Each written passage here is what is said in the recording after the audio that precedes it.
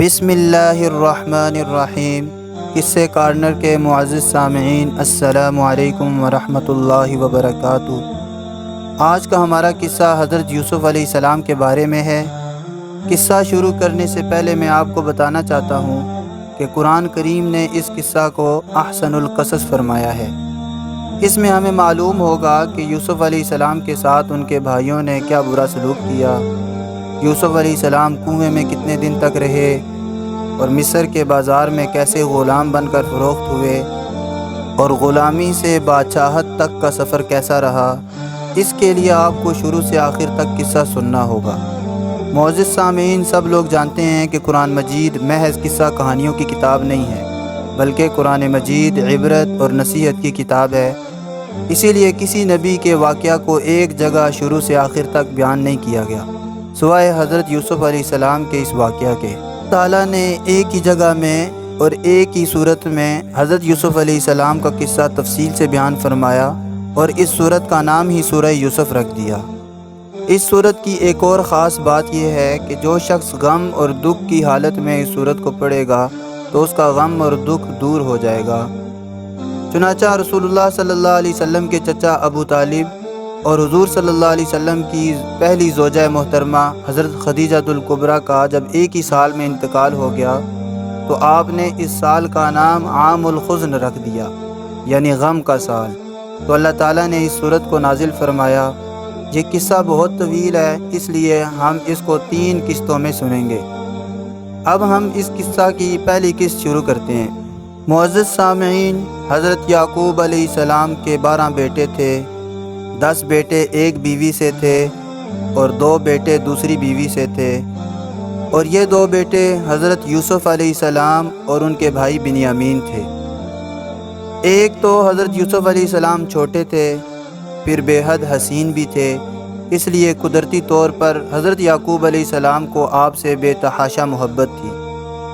اس بے تحاشا محبت کی وجہ سے بڑے 10 سوتیلے بھائی آپ سے حسد کرنے لگے تھے۔ حضرت یوسف علیہ السلام کی عمر مبارک جب 12 سال ہوئی تو آپ نے ایک خواب دیکھا۔ آپ نے اپنے والد صاحب سے یہ خواب ذکر کیا، یا ابت انی رأیت 11 کوکبا والشمس والقمر رأیتهم لی ساجدین۔ اے ابا جان، میں نے خواب میں دیکھا ہے کہ 11 ستارے اور سورج اور چاند یہ سب مجھے سجدہ کر رہے ہیں۔ حضرت یعقوب علیہ السلام نے حضرت یوسف علیہ السلام کا خواب سنا تو اس کی تعبیر سمجھ گئے۔ چنانچہ یعقوب علیہ السلام نے فرمایا، یا بنی لا تقصص رؤیاک علی اخوتک فیکیدوا لک کیدا ان الشیطان للانسان عدو مبین۔ اے میرے پیارے بیٹے، تو اس خواب کو اپنے بھائیوں کے سامنے بیان نہ کرنا، ورنہ یہ تیرے خلاف کوئی فریب آمیز کارروائی کریں گے۔ بے شک شیطان انسان کا کھلا دشمن ہے۔ حضرت یعقوب علیہ السلام پہلے یہ بات محسوس کر چکے تھے کہ ان کی یوسف علیہ السلام سے بے تحاشا محبت کی وجہ سے ان کے بیٹے ان سے حسد کرنے لگے ہیں، لہٰذا انہوں نے سوچا کہ یہ خواب انہوں نے سن لیا تو کہیں کوئی گڑبڑ نہ کریں، شیطان انہیں بہکا نہ دے۔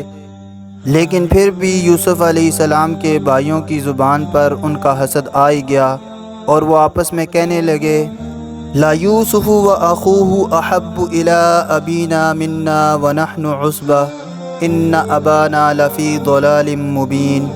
یعنی کہ یوسف علیہ السلام اور اس کا بھائی بنیامین ہمارے باپ کو ہماری نسبت زیادہ پیارے ہیں، حالانکہ ہم ایک طاقتور جماعت ہیں اور یہ ہمارے والد کی کھلی ہوئی زیادتی ہے۔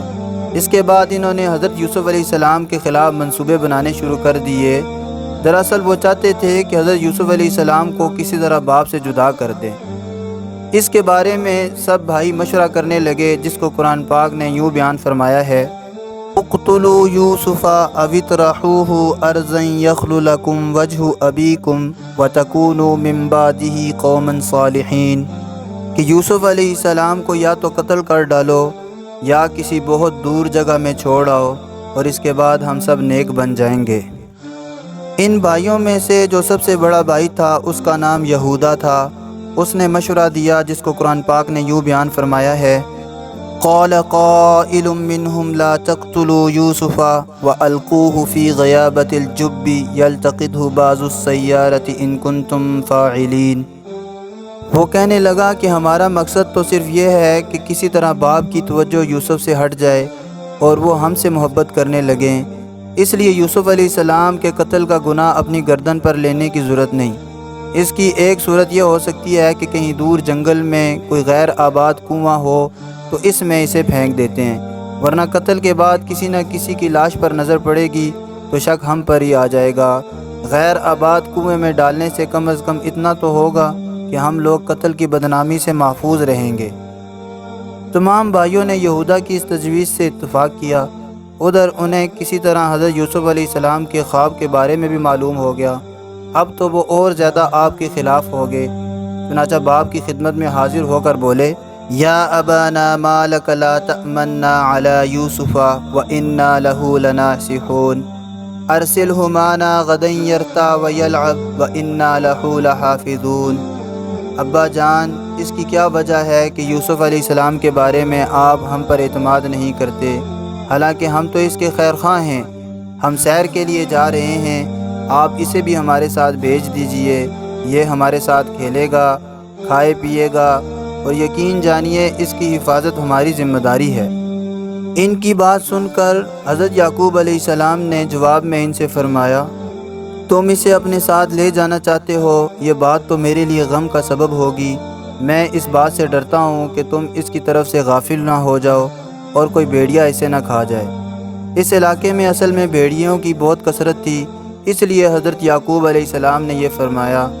آپ کی یہ بات سن کر حضرت یوسف علیہ السلام کے بھائیوں نے کہا، آپ بلا وجہ گھبرا رہے ہیں، ہم ان کی حفاظت کا ذمہ لیتے ہیں۔ ہم 10 طاقتور جوان کیا اپنے چھوٹے بھائی کی حفاظت بھی نہیں کر سکتے؟ انہوں نے بہت اصرار کیا۔ آخر حضرت یعقوب علیہ السلام مجبور ہو گئے اور حضرت یوسف علیہ السلام کو ساتھ لے جانے کی اجازت دے دی۔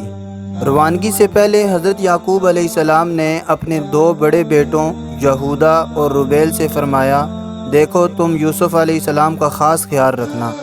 حضرت یعقوب علیہ السلام کافی دور تک ساتھ بھی گئے، جب تک والد نظر آتے رہے۔ انہیں دکھانے کے لیے بھائیوں نے یوسف علیہ السلام کو گود میں اٹھائے رکھا، کبھی ایک بھائی گود میں لیتا تو کبھی دوسرا کندھے پر بٹھا لیتا، یہاں تک کہ والد نظروں سے اوجھل ہو گئے۔ اب وہ فوراً ہی دل کا غبار نکالنے لگے، گود سے نیچے پھینک دیا۔ یوسف علیہ السلام رونے لگے اور ان سے کہنے لگے، بھائیو تم مجھ سے ایسا سلوک کیوں کر رہے ہو؟ مگر بھائیوں کے دل تو پتھر کے ہو چکے تھے، انہیں ذرا بھی ترس نہ آیا، الٹا انہیں مارنے پیٹنے لگے۔ اب یوسف علیہ السلام یہودا کے پاس گئے کہ حضرت یعقوب علیہ السلام نے خاص طور پر انہیں ان کے خیال رکھنے کے لیے کہا تھا، اور ان سے کہا کہ بھائی آپ تو کچھ خیال کریں، ابا جان سے آپ نے کیا وعدے کیے تھے۔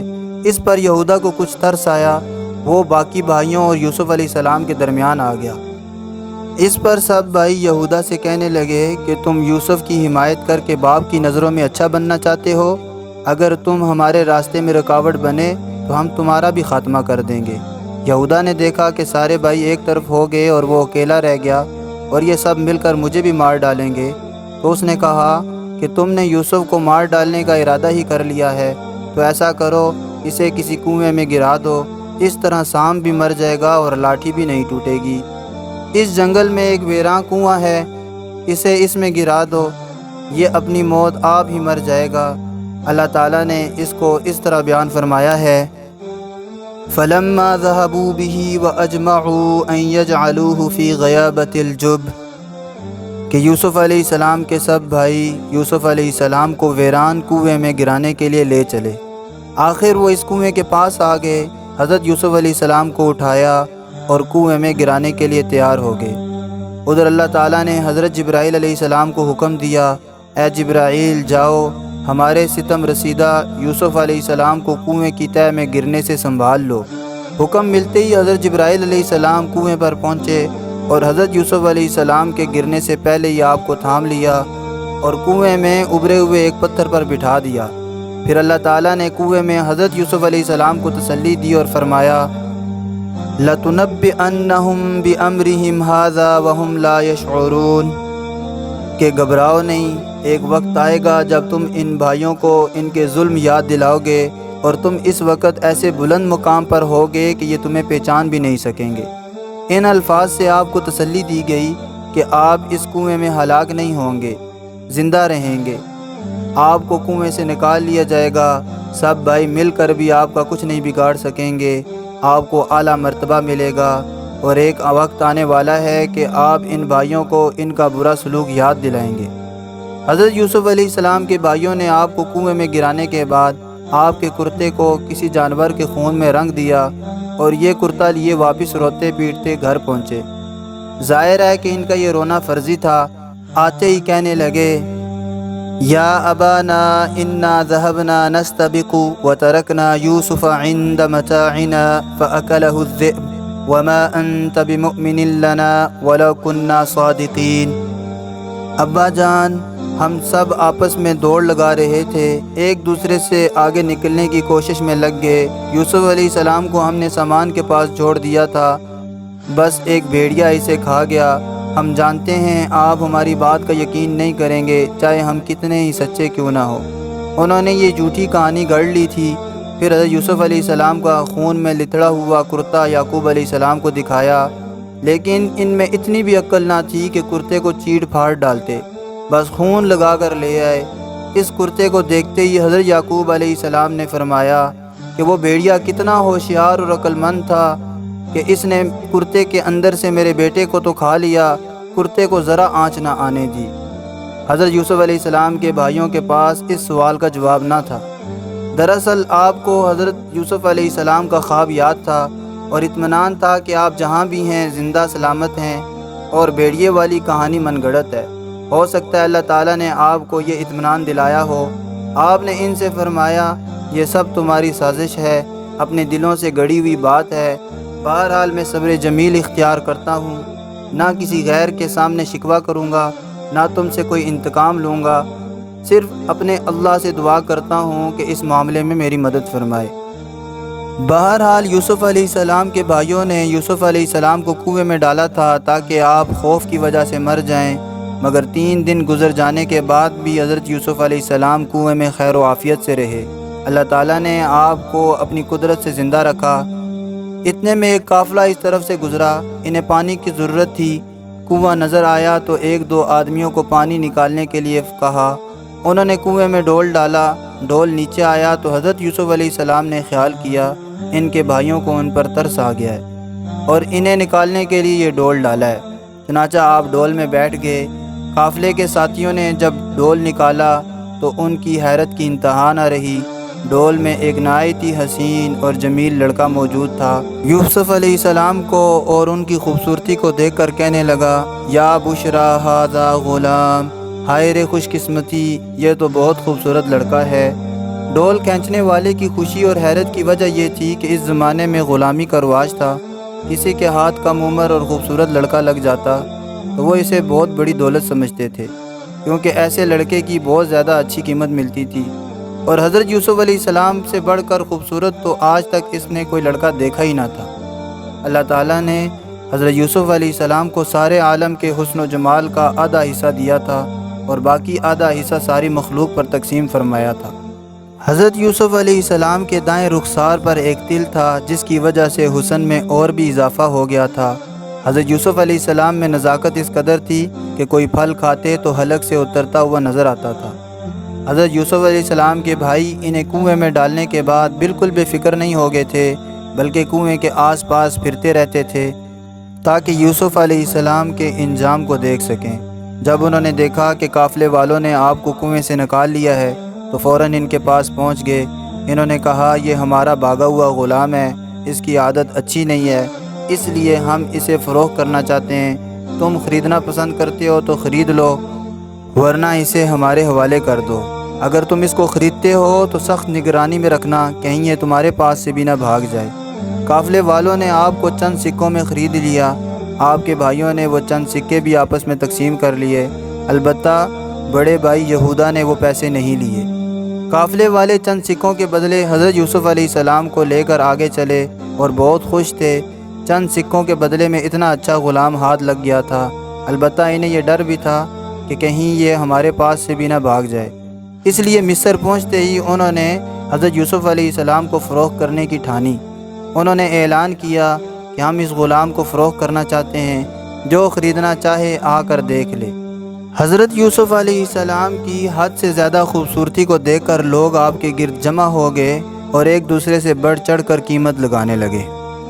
معزز سامعین، کس نے حضرت یوسف علیہ السلام کو خریدا اور اس کے بعد یوسف علیہ السلام کے ساتھ کیا بیتی، یہ سب آپ کو اگلی قسط میں معلوم ہوگا۔